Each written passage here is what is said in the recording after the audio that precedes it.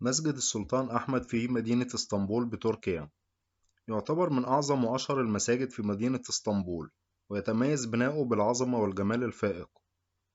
بني وفقا لنمط معماري إسلامي في أواخر العهد العثماني بطول 72 مترا وعرض 64، بينما يتسع لنحو 10,000 مصلي.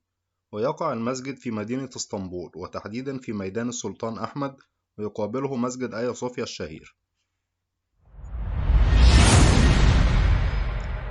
نسب المسجد إلى مؤسسه السلطان أحمد الأول، وبني ما بين عامي 1609 و 1616 ميلادي، حيث استغرق بناؤه 7 سنوات.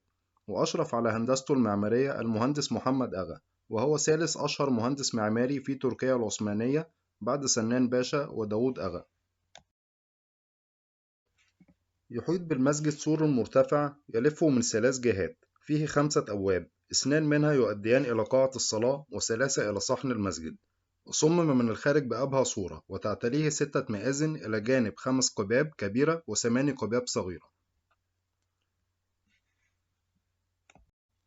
لاقى مؤسس المسجد السلطان أحمد الأول انتقادات واسعة بسبب اعتلاء المسجد 6 مآذن، الأمر الذي يعتبره البعض تشبيها بالمسجد الحرام، إلا أن السلطان أحمد تجاوز هذه المعضلة، حيث أمر بتزويد المسجد الحرام في مكة المكرمة بمأذنة سابعة.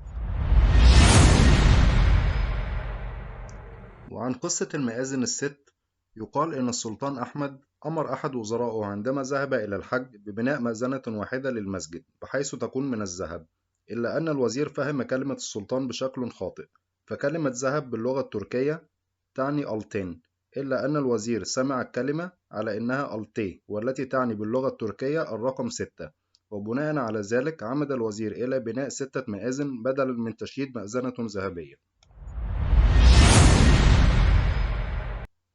يشتهر المسجد باسم الجامع الأزرق نسبة للون البلاط المستخدم داخل المسجد.